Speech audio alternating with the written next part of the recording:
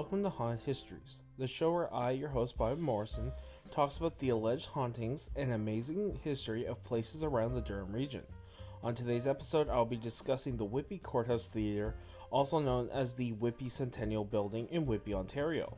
As I did in my first episode on Whitby, I will briefly tell the history of the town, and then the building's history, followed by my interview and then my final thoughts. Now, let's dive into the town's history. As I've mentioned previously, the town of Whitby was incorporated as a town in the year 1855, which is 12 years before Canada became a country. According to the Canadian Encyclopedia, in 2016, the census reported that Whitby had a population of just over 128,000 people, and the town is located 56 kilometers east of Toronto. The area that is now Whitby was originally a place known as Perry's Corners, after an early settler named Peter Perry. The town was also known at one time as Windsor, but then was renamed after the English seaside town of Whitby. This is something I've noticed before, and is a recurring trend for Canadian towns to receive their names from the United Kingdom, mainly English towns.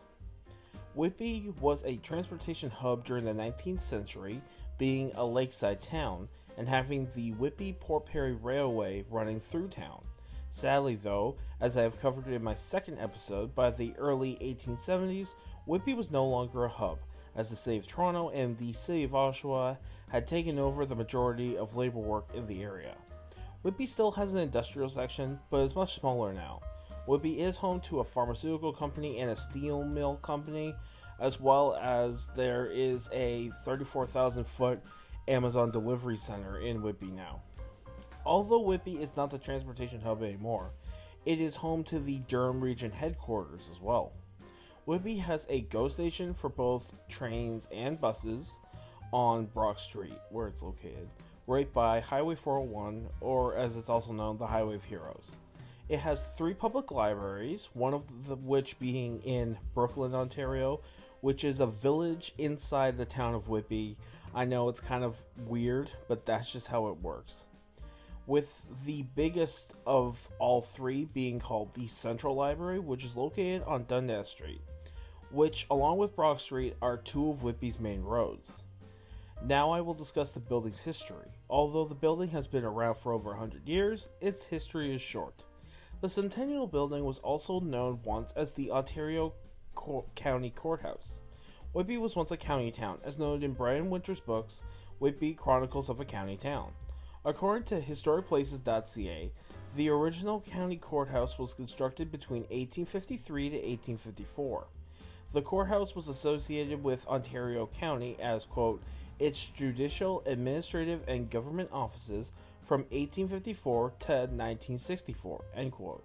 For over 100 years, which is pretty impressive in my books. The courthouse has been since turned into a theater and cultural center, but before that it was a community center, as I will mention later. As seen here, there are bars in the basement of the building, which also used to be jail cells, but it's not widely spoken about. There was a jail beside the building, but there was also jail cells in the basement. As noted again in Mr. Winter's book, there was allegedly an escape from these jail cells by 2 inmates awaiting trial in the early to late 1800s, though they were apprehended again before they could escape fully. And as my correction, it would have been the late 1800s. But yeah, so that's one of the only interesting things I've heard about that wasn't sad, because there is a sad story, but the Paranormal Seekers will get into that. The main courtroom area is where the theater is now, and the cultural center is used for many things. For instance, when I took these videos of the building, it appeared that a wedding or wedding reception was taking place inside. That is why I did not enter, but also I didn't know where I should enter. Oddly enough, not many images of inside of this place are around.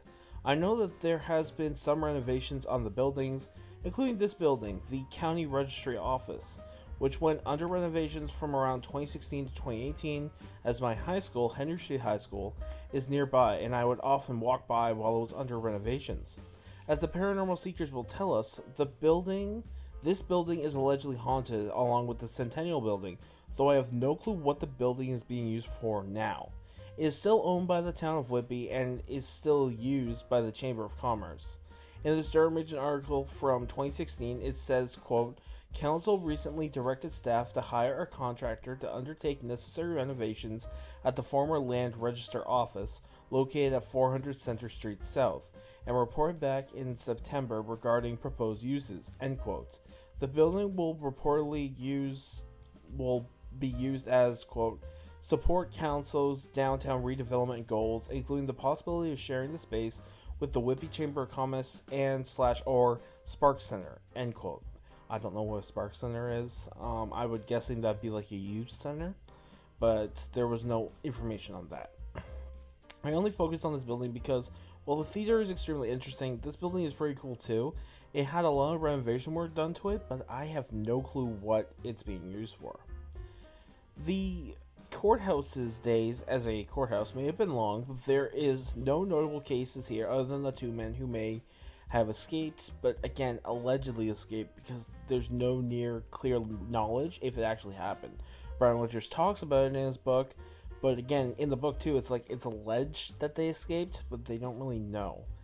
The building mainly served as a courthouse, and as noted here on FindingSonder.com, quote, served as the region's judicial and administrative nucleus. Its primary function was to hold council meetings and trial courts, with a now demolished jail sitting adjacent to it, and as 19th century Whitby began to flourish due to its harbor and ideal location, the courthouse oversaw civil cohesion amidst these rapid changes, end quote. As noted here as well, after 1964, the building did not immediately become the theater. In 1967, it was turned into a community center, unlike that of the massive one pictured here in Brooklyn, Ontario. As it also notes here, quote, the Centennial Building is presently home to the Whitby Courthouse Theater, a non-profit community theater group, as well as an archival collection, end quote. I knew of the theater, but not of the archival side. Believe it or not, the town site and the Whitby Theater site on this building both reach 404s when diving into the history, so I can't really speak more on that. I tried to reach out to the theater on what I assume is their new website, as the other one was not working, to hear from them, but I got no response in time. But I was able to hear from the Paranormal Seekers, a non-profit paranormal group based in Oshawa, Ontario. This group investigates residential, commercial, and historical buildings in Ontario. In my interview, you will hear from two members of this group. First, the lead investigator and founder of the group, Rachel, who, as noted on their site, started the Seekers in the fall of 2004, and the group's medium, Lisa, who joined in 2019. Now here's my interview with these amazing paranormal explorers. Just tell me about some of the stuff you guys have experienced there. Personally, I haven't experienced much of anything. That's just me though. But I have witnessed like everyone else having experiences. So I know Lisa's had experiences, and I know the new guy on our team has had experiences. You've been left out.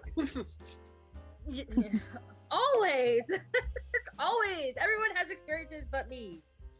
Well, I really shouldn't say that, but yeah, you do have experiences. I do, but you don't want to say that. Yeah. And nothing that'll like jump out at me, right? Yeah. But yeah. I know we had some pretty interesting audio. And I do know that the new person on our team has had some pretty interesting experiences. Oh yeah, he did. I've heard about that. Yeah. So he was he's a retired DRPS, so Durham Regional Police Services member. And I guess back in the day they used to get calls to the Centennial Building all the time because something would trip the sensors for the video cameras, the security cameras, and they would have to go and take a look. And I guess there were times that some of his fellow co-workers, I should say, saw someone that was there but wasn't really. Oh wow, that's cool. Yeah. Yeah. So yeah, they spent quite a bit of time, I guess, searching the place to see if this person was actually there or not, and they never found them. So Yeah. So I wanted to ask, how many times have you guys investigated that place? I've actually investigated it technically twice because I took classes there. Because I'm the medium. Yep. And I actually took my mediumship development class 1, level 1 there. So we got to investigate the whole building, including the jail cells and stuff. And then I kind of did a little one with the Paranormal Seekers when we were filming for Global. TV. Yeah. And I think we've investigated it a handful of times, like a good handful of times. We also were a part of their Doors Open back in the day, so we had our own little section at the top and people would come and talk to us. So we've been there quite a fair bit, I would say. Do you think with COVID, with it being shut down now, people re-entering, if there is something there, do you think it could like reignite something? Because it's been empty and then... Oh yes, you're talking about someone or something who, who's had the constant attention, and then all of a sudden it's been gone for 2 years, and now people are back, and it's, well, just like if you were, we've all been isolated for 2 years. The second you get to hang out with your friends, you're like, yeah, let's do this, let's, all that kind of stuff. So yeah, the dead people are like that too. Trust me. They want everyone out so bad. We're so busy, it's not even funny. I know, so something a lot of people don't know, but unless you live in Whitby, is that there's like a building that was attached to the Centennial Building that was under construction for a bit. Do you know if that building's haunted too, or? The whole thing that's there at that building, the whole that's grounds. The whole thing. Yeah, the whole grounds, yeah, because you have to remember too is, I believe at one point that's where they had the gallows. Yeah. That's where, they hung people. And they did hang people. May not be on record, but they did hang people. So I think for sure they did. Yeah. So, and as they used to say back in the day, if you were hung at the gallows at the jail, you were buried at the jail. You didn't get a proper burial. So how many people are buried underneath that parking lot? That's gotta be some unhappy souls. Well, depending on what they did, but but yeah. Lisa, I wanted to ask you, have you felt anything there, or? Oh yeah. I actually took another class there. I was just thinking about it a second ago. So I actually had taken 2 different classes. One was a business class and one was the mediumship development class. And there's definitely stuff like the room upstairs. I think it has red carpet. Mm-hmm. Yeah. Because they were just showing it to me. there's 3 in here. As I was picturing it, they're like, there's 3 in here. I don't even remember how many I picked up when I was there, because the thing is like when we go into places, really, probably, yeah, I have to go back and look. I don't, when we go investigating, I generally don't remember much of the investigation in itself because it's not my information to hold on to. I pass it on and then it's gone. So Rachel kind of is able to ground me and remind me back of things that I've said because I don't remember. So I wanted to ask, so there's been an alleged sighting of like this man in a top hat. I wanted to ask if you picked up on any of that, or that's Jack. It's hard to remember, but that's Jack. Is he the guy that's on the landing in the auditorium? In the theater. Yeah, in the theater. Okay, yeah. Yeah, that's Jack. So that's the one who is, the story goes that one of his relatives was on trial for something and that he didn't like the outcome of the verdict and he fell off the balcony, which I guess used to be like the stands for like the public. Mm-hmm. And he fell off and broke his neck and died. So he's the one who said who's supposed to be the one who's haunting the actual theater portion of it. So, okay. I've never actually been inside the whole theater. I've been on the outside, so I know how creepy it is. We had to do a project there a few years ago, me and my friend, and we went there and we weren't allowed to go in because of COVID, so we were just outside. And I had read that there was like apparently like people see like these dogs with like red eyes or whatever. Like, do you think that's true or? I've heard that. I don't know if I believe the dog portion of it. It could just. I didn't get that when we were there. No, I think that might just be folklore. Or perhaps maybe they have seen something, because we've come across energies that can shapeshift, and sometimes they just turn into something that you would see. Little dogs. Speaking of which. Speaking of dogs, yeah.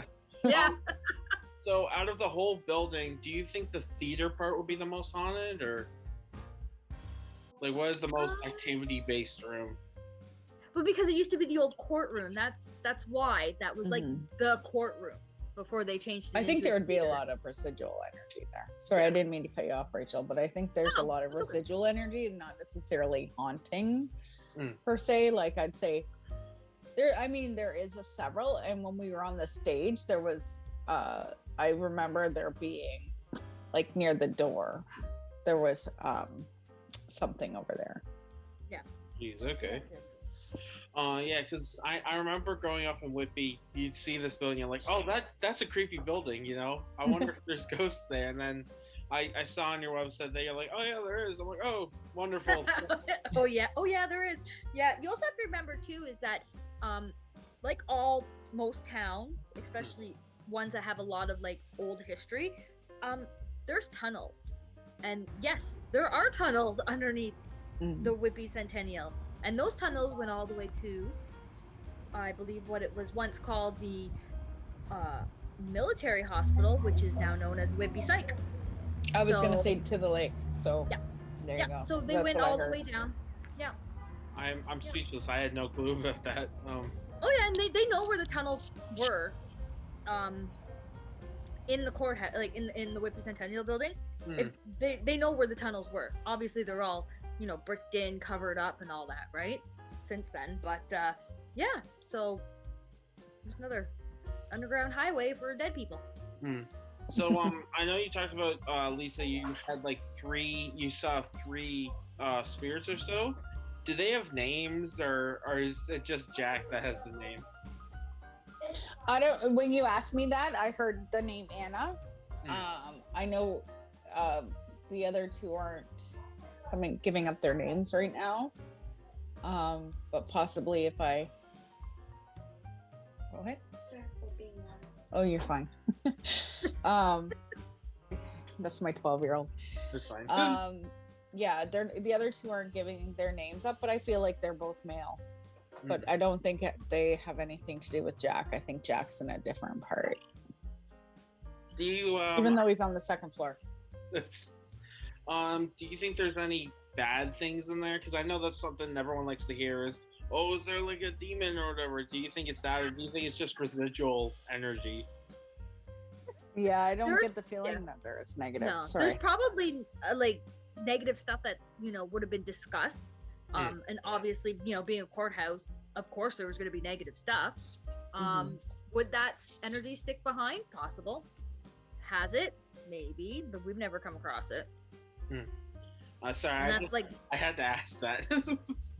No, you know what? And that's the thing, when people hear about ghosts and spirits and hauntings and paranormal, their minds automatically go to, oh, it's going to kill me. It's going to get me, It's what we call the Hollywood effect. Yeah. Right? Scary. Hollywood has made it that, ghosts and paranormals and haunting and all that kind of stuff is, awful, evil, it's out to get you. It terrifying, scary, like you name it. It's not. If people only knew. Very rarely. If people only knew, like, the stuff like what ghosts and spirits really are, they'd be almost disappointed to say so. It's they're just people. They're not physically here anymore. They're spiritually, but they're not physically, right? So I'd have to say I'm guilty of that, because whenever I'm watching a ghost show like Ghost Adventures or whatever, I'm like, show me the demons. I don't care about the ghosts. I want to see the demons. And it's like, here's what we caught, and it's just like screaming. I'm like, oh, that's not very interesting. Or no. And you'll never, and that's the thing, you'll never see it because it just really doesn't exist. It's not. Yeah, it's nothing. Well, I wouldn't say it's nothing like TV. For the most part, it's not really like TV. Okay. Yeah, out of all of the investigations that I've been on now, there's only been twice where it was like there was negative, and it wasn't like demonic negative either. So. Yeah, I just figured I'd ask that because, it's paranormal investigators, and it's always something interesting to talk about. And just to cap it all off, so because of Whitby's old history, like you were talking about before, do you think that could have impacted the hauntings of the Centennial Building? Just like all like the stories and stuff like that? I know, I do. Like there's so much history that happened like in South Oshawa, South Whitby, that we probably will never know in our lifetime, right? That had to do with the war. Yeah. Like, I don't know. I just think that there's a lot of, I would say yes. To answer that question, sorry, I've kind of skirted around it. But yes. It's cool. I just figured I'd, just ask because I did an episode on the Lind House, and I talked about like all the creepy stuff that happened there, and so I was always wondering, do you like if the events that encompass the town, that if that could impact other things, Oh, for sure. You'd be surprised how things are connected. Just because it happened someplace else doesn't mean it's not affecting someplace here. Yeah. Right? Well, yeah. Well, I wanted to thank you guys very much for joining me today. It was very kind of you. Oh, no problem. No problem. Like I said, I've been to Durham College. I'm currently still at Durham College. I work in the bookstore, so yeah, I'm always there. Yeah, I've been there for a long time, so but yeah, I get it. Yeah. We're always down to helping students out as long as they're respectful and know, they've got a clear goal. We're good. Awesome. What we do best. Now let's get into my final thoughts. As I mentioned in the interview, and as mentioned in a global news article from 2019 called, quote, Haunted Whitby, local landmark rumored to have ghostly presence, end quote, there is a few rumors of the man I described with a hat. He's reportedly tall and has been seen wandering outside of the building. What I did not realize, though, is those dogs I also mentioned are alleged to be him. Apparently, he turns into, quote, big black dog with fiery eyes, end quote. This man, real or not, reminds me of a Navajo legend, the Skinwalker. If you are, like me, and frequent ghost shows, you may know what I'm talking about, but if not, I will explain with some added facts from allthat'sinteresting.com. A Skinwalker is from, like I said, Navajo culture and legend. Skinwalkers, quote, according to Navajo legend, skinwalkers are shape-shifting witches that disguise themselves as deformed animals like wolves and bears, end quote. The Skinwalker is just a myth, though it has been popularized by reality TV like that of Ghost Adventures, a reality TV show I enjoy watching. In that show, Skinwalkers were conjured by Navajo witches, and they were linked to demonic or evil presences, though as the Paranormal Seekers told us, most ghostly presences are not evil. As a Navajo legend would be hard to believe as we are in Anishinaabe territory. For me, I've been around the building for most of my life living in Whitby, and it's a creepy old building, depending on what time you go. I took these videos on Saturday, and the feeling on the grounds was creepy. I felt like I was being watched the whole time. But, since it is a more than 100-year-old building, that explains it. Sadly, because I've never been inside, I can't say what it would be like. Though everyone in Whitby knows the legends, the strange feelings you get walking around the building. Even the Finding Saunders site states, quote, unsurprisingly, the Centennial Building is one of the most haunted places of the Durham region, with visitors and staff often reporting apparition sightings on the theater's balcony, end quote. That's also where the Seekers said a man they've named Jack fell to his death after his nephew or a cousin, they're not too sure, After their verdict was held, or told, he walked to the end of the balcony not knowing that there wasn't a rail, and he just fell to his death. But yeah, that is pretty much it for the history of the building and my thoughts. I can't really say if it's haunted or not. I've always wanted to go into the building, but it's been difficult to get in. The building has weird hours, and because of COVID, it's been closed for 2 years, so no one could go in. It's more for the theater people to go in and out of, as well as the cultural center people for when they have events. But other than that, it's hard to get into this building. It's weird. You figure it'd be easy because it's a public building, but it's a odd timing to get in. It's an odd building to try and figure your way into. But yeah, as always, I leave the ultimate decision up to you. Is the Centennial Building haunted, or is it all legend? That's for you to decide. This has been episode 4 of Haunted Histories. Next week is the season finale. I've been your host, Bobby Morrison, and I'll talk to you all next time. Bye-bye.